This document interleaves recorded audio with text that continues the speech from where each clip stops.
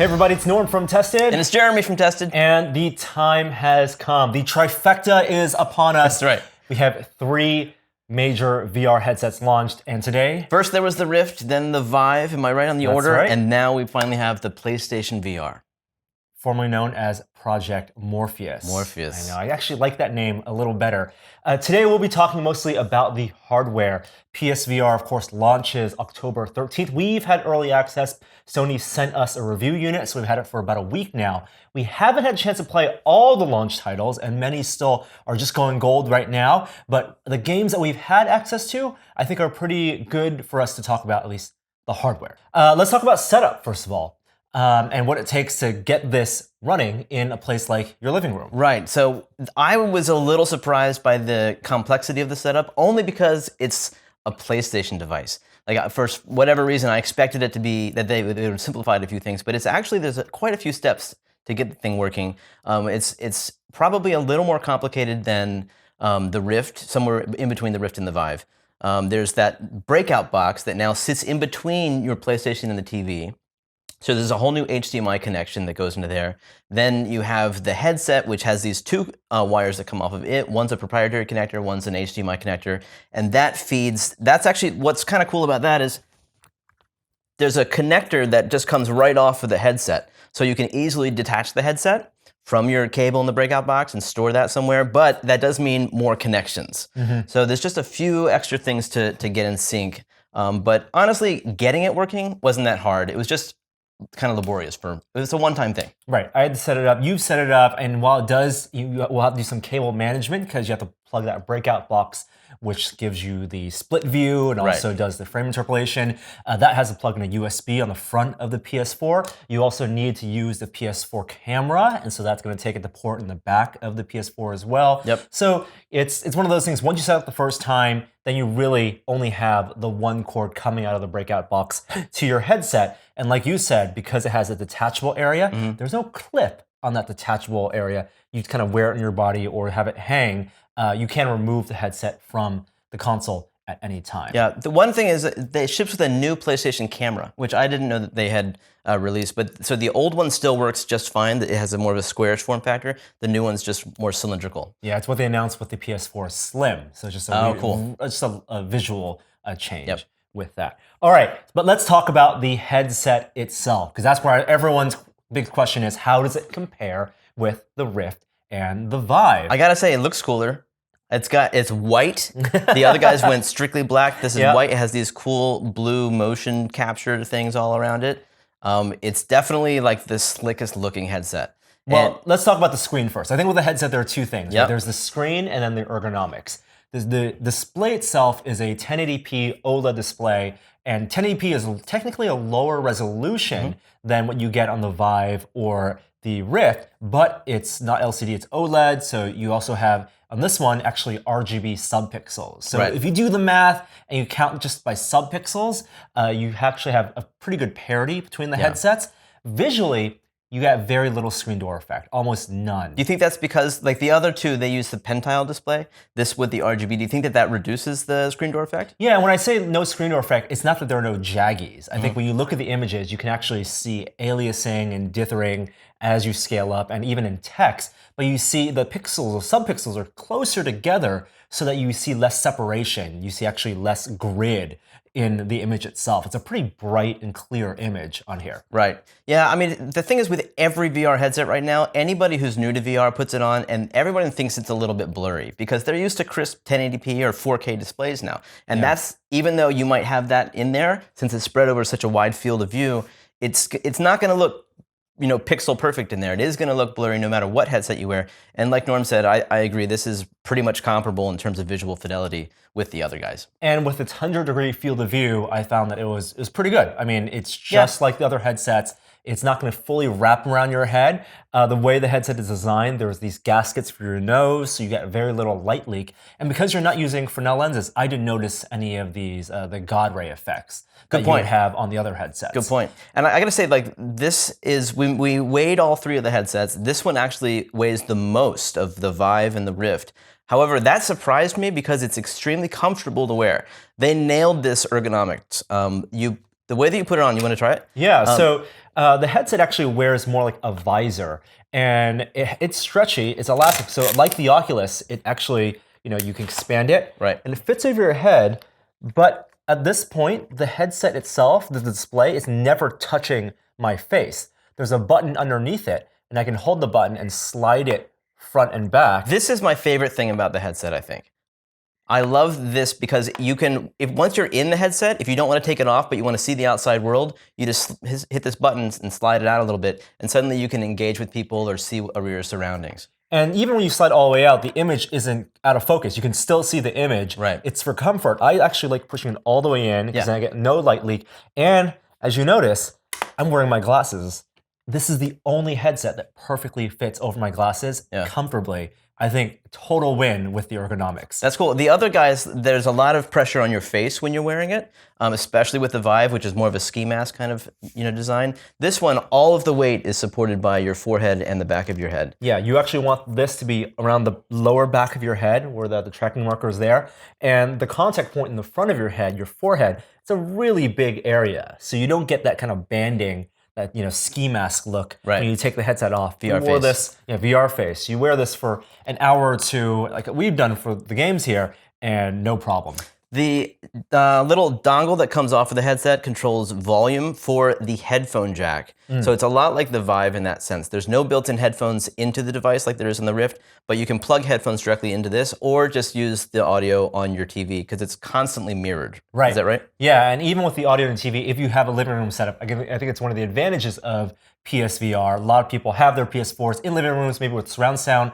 If you're playing it without headphones, you're still going to get an immersive experience. I have 5.1 at home. It totally works in that. I also like there's a power button on here, so you actually have power on and off, and you can actually have the TV, while it's mirroring, you can actually have it to a different input. Someone could be watching TV, and you could be playing a game, your standard PS4 game or a PSVR game in the headset in a shared space. Right. That's just a virtual screen. It's not like a virtual environment. It's just a screen. It's the same way that you engage with the menus once you're in any kind of VR space. It just puts a big rectangle, and you can adjust how big that is in the menus.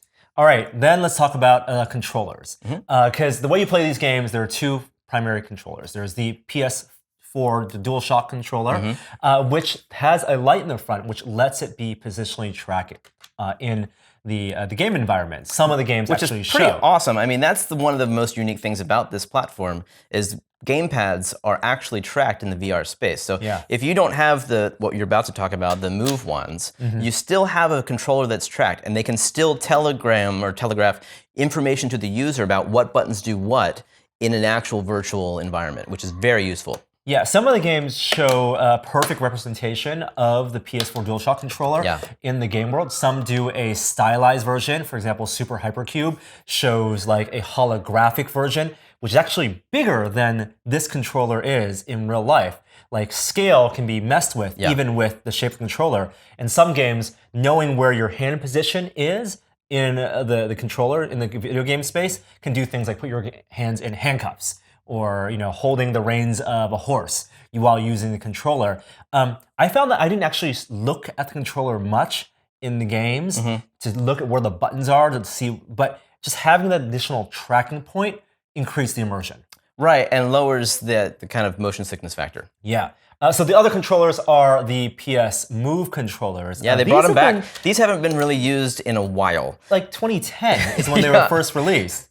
But they work. I mean, they're motion controllers, positionally tracked. Each of them, they have the light at the top for each of them. They're in different colored lights. You can use them as analogs for grabbing, hand presence, technically. Ergonomically, it has that same phenomenon that the Vive controllers have, where if you try to hold it like a pistol, it doesn't exactly work because you want to hold it like that and aim forward like a phaser. So when you hold it like a pistol, the trigger isn't perfectly ergonomic to hold it like a pistol. Right. Yeah, I don't know. I didn't have a problem with that so much. Every game has a different approach to how they're going to position the virtual object around your hand. And I felt like they did a pretty good job. That's really going to be up to the software developers to decide how they employ this. And while there are technically side buttons on the PS Move for select and start or share on the PS4, there's no grip action on those side buttons. Most of the games for grip, you just press the top button as your action, your grip, and then you use the trigger, the T button for firing a gun or something. Yeah. The nicest thing about this is some people already have them, so there's less cost of entry to getting into VR. Right. Now, because I don't know if it's because it's a 6-year-old technology, but because they're using existing technology, the thing that we have to talk about is tracking.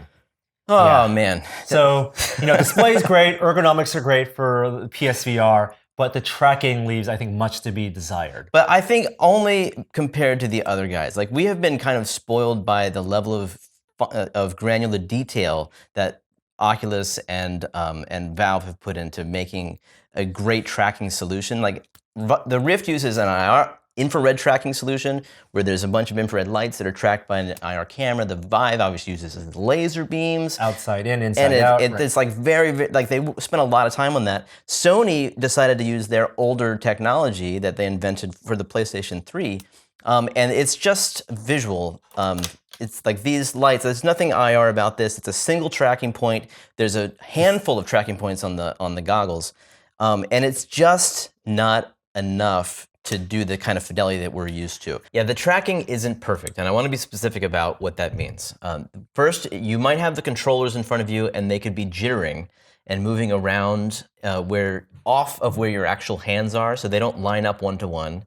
We've been accustomed to things lining up in the real world to where they are in VR. That's not going to be the case so much with the PSVR in my experience. Whether it's a gamepad or the Move controllers, they're often pointing slightly wrong or they're in a different position. Now that's almost okay. I can live with that.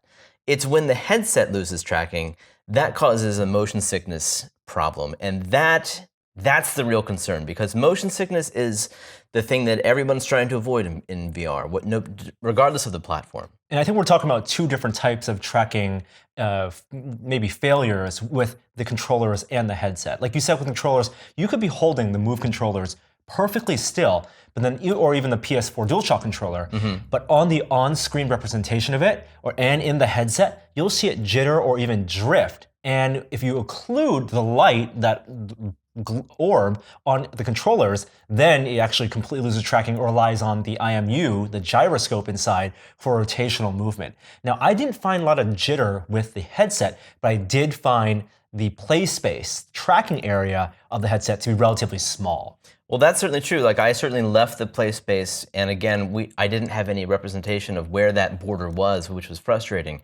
But the more troublesome, the more worrisome part for me was I did experience not so much jitter, but just an immediate loss of tracking, which causes the world around you to move.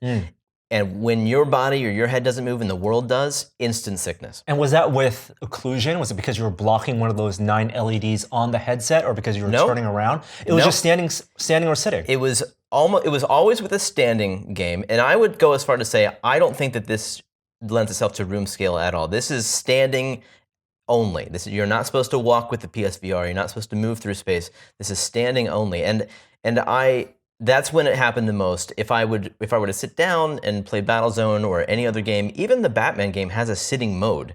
You're a lot less likely to experience these problems. Yeah, it's outside-in tracking with the PS4 camera, but it's also a optical tracking system in the visual spectrum. It's the visual lights. The lights themselves aren't blinking. They're not sending additional information with the patterns to the camera other than these are the arrangements of the lights. So it is the lowest fidelity tracking solution of all the VR platforms that we have on the market now. And I think that does show. I wouldn't call PSVR a full room scale VR experience. No, there's no chaperone system, which is like what Vive uses to put up virtual walls if you near them in the real space, or like Rift doesn't have one yet, but they're releasing one for touch called Guardian.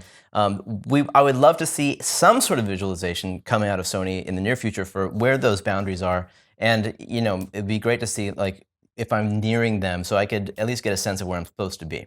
Now, there are plenty of games that don't require the Move controllers and don't require even standing. And I actually found a lot of those to be the more fun game experiences. It's proof that you can do great, compelling VR without room scale, without even standing necessary. So games like Super Hypercube, Thumper and even Battlezone VR were wonderful to play. Cockpit Games. In PSVR Worlds, which is their sampler pack, they're equivalent to the lab for Vive, except they charge for it, or you can get it in the bundle. Right. It gives you a whole range of like the type of experiences they've already been doing, from their passive story-based experiences, narratives that kind of like Disneyland rides, except interactive, semi-interactive, to full cockpit shooters. I think the cockpit games really work for me in PSVR.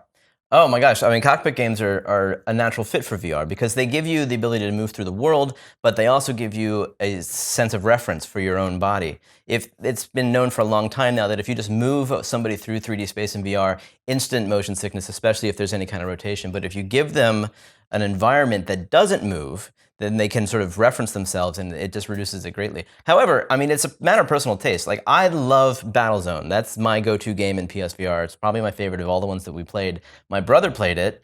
Instant motion sickness, but he's brand new to VR. Yeah. So I think that there's definitely either a matter of getting your VR legs, or there's just thresholds that everyone has to find for themselves. And we can tell with the mirroring that some of the games do blinder effects when they're fast motion or turning. If you're sliding through a world, they'll actually obscure and darken the edges, the peripheral of the screen. When you're wearing the VR headset, you actually don't notice much of that. It's very subtle. It's a subconscious thing to help ease you into the comfort of movement in VR, but you can actually notice that's something developers are doing. Right. And the game I love the most, I think, Super Hypercube, which is just played with a controller. And it's like one of those, it's like Tetris for VR. I think it really shows that you can do a really excellent game that wouldn't work outside of the VR space. Right, because you really do, you have to lean around this. You're above the piece and it's flying down and you have to rotate it in all different directions and figure out how it fits into the puzzle piece. Very frustrating for me. Norm loves a challenge. Yeah, and then there are games like Thumper, which you can play on a 2D screen, a flat screen, or you can play in VR. And I think VR does increase the immersion significantly. It puts you in a bigger world environment. It's like wrapping the world around you. Right, that's a third person, sort of like a racing game, but it's one car, one track, and it's more of like a rhythm action game where you're on the beat hitting things. Yeah, so those are basically the games we've had access to so far. I think they definitely show the tracking fidelity and the visual fidelity of the headset. Let us evaluate those. The things that we couldn't evaluate, and the really big question, is the social experience. I think one of the huge advantages of PSVR is that it's supposed to be set up where most people have their PlayStation 4s, the living room. Not the office. Not the office, not just a small one, not just in front of your computer. Right. And so what does it mean when you play a VR game where other people can watch what you're playing behind you? Absolutely, because it's a form of acting. It's almost like charades. It's not, it's like watching somebody move around a lot is a lot more fun than watching them use a gamepad, right? I mean, it's VR, even single player stuff that doesn't involve the audience is still it can be a communal activity because it's a ton of fun to watch people interact with VR. Because you watch the TV, you're seeing what they're interacting with, but at the same time, you're watching them move their body and engage with this 3D space. It's something kind of new, and I think people will probably dig that a lot. But the actual, when it transitions into everybody's involved with actual social experiences, I mean, that's where this is going to shine. Because unfortunately, we didn't get a chance to try out the Playroom VR experience because it hasn't been released yet. But that's the one title that everyone gets for free with the PSVR, and it's made by the Playroom guys that made the old was it PS3 or PS4? PS4. Yeah. And it's really cool. It's got 5 or 6 mini games, and one person's in VR. Everyone else is either working with them or against them, depending on the game. And it's a blast. We played it at the PSVR demo, 7 months ago, and it does voice changing. It changes your voice into a cat in one of them. Where you're working against the person is just as fun as when you're working with them. I mean, I can't wait to see more games like that. However, that's a real coding challenge. Like these guys, like the PS4 now has to render full 1080p to the monitor inside the PSVR headset, as well as something to the TV. Completely different perspectives. Right, and there are 3 different rendering modes. They can do 90 FPS native, you can render 120 FPS native, or you can do games that render, when they're super graphic intensive, 60 FPS, and then there was the frame interpolation. Now, some of the games we saw, they weren't marked as this one does 120 FPS frame interpolation, but you can kind of tell, you can see that asynchronous time warp, that reprojection effect, where it's trying to add those frames in based on your movement data. It wasn't uncomfortable, and the smoothness is all there in the headset. It definitely checks all those milestones necessary, all those benchmarks necessary for presence. But the game developers are going to have to choose. I think obviously we would prefer most games be rendered natively at 120 FPS. Well, yeah, but that's asking a lot. That's asking a lot. There's quite a lot of pixels at 120. Yeah. No one else is being asked to do that. That's right.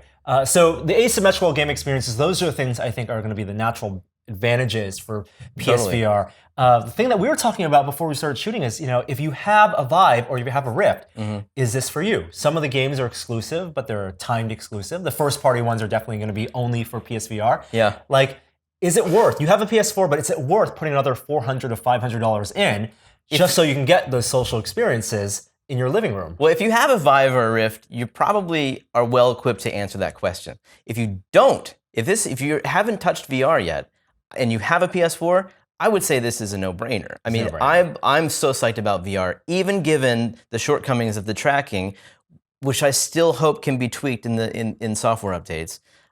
What does work is still fantastic. For a $400 or $500 investment, this is the cheapest point of entry by far. And it's going to get you, a lot of what everyone else is experiencing. Yeah. So that for sure, I would say definitely. If you already have one of the other guys, you just be ready for to have to, give away a little bit of the tracking fidelity. And in exchange, you get a very comfortable headset that is in your living room that has probably a lot of software coming out for it. I have been very excited for the PSVR because it's that mainstream push. There's 40 million PlayStation 4 owners. And PC gaming has been on the decline, whereas console gaming is very, very popular. And I'm excited that VR has this kind of mainstream backing. In some ways, it reminds me almost of Nintendo and how like the Wii and the Wii U weren't necessarily the most technically impressive of all the console systems, but it was on the strength of their developers and the advantage of the social experiences that those games brought that really sold those systems. Right. And that's what I hope to be my hopes for the PSVR is that will be its strength. It is $400 just for the headset. You don't get the Move controllers or the camera with that. There is a bundle, $500, a launch bundle that also gives you the controllers, the camera, and also PSVR Worlds. Yeah. And the PS4 now, the slim version is $300. But I think if you're gonna launch right in and you don't have anything in the Sony ecosystem, you'd want to get the PS4 Pro, which gives you better performance in PSVR. And at that point, it's $900 all in for a VR experience in your living room. Yeah, but still, even at $900, the Rift is, with plus the PC, it's $1,500. Right. So it's definitely the value. And it's going to be interesting to see what kind of launch day has not happened yet. Yep. I want to see, do they sell out? Yeah. Is there a huge push for this thing? Is there a rush? If it's impossible to get this holiday season, that's going to be a great thing for VR. And it's going to be a good thing for people who own it because it's going to mean more people are going to be putting in development hours and investing in the platform. Yeah. My biggest fear, though, and those are my hopes, my biggest fear is that Sony can't improve on the tracking with software, with improved algorithms, that the one camera is all you're going to get, and this is the best they could do for tracking. So maybe patches will come that will help with that, or it's going to have to be on game design. The trouble with this problem is that it's not something that the game designers can fix. This is at a lower level. This is at the platform level. So yeah, it's up to Sony to find a way to fix the tracking issues. We saw some of these earlier in the year, and the developers were telling us that they understood that they were there and that they're working on them, and we hope to see them fixed by now. But there's just too much, lack of accuracy. And the problem is that translates to motion sickness. And motion sickness is just that elephant in the room with VR. Yeah. It's always there. Developers are always aware of how far can they push that. And if the developers aren't in control of whether or not the player gets motion sick, that's rough.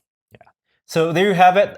First day review of PSVR. Just the hardware. We're going to be checking out more of the games as they become available to us. If you have questions about the headset, please place them in the comments below. We'll have far more VR coverage this week and going forward. Thanks so much, Jeremy, for reviewing the headset with me. It's a blast. And thank you guys for watching. We'll see you next time.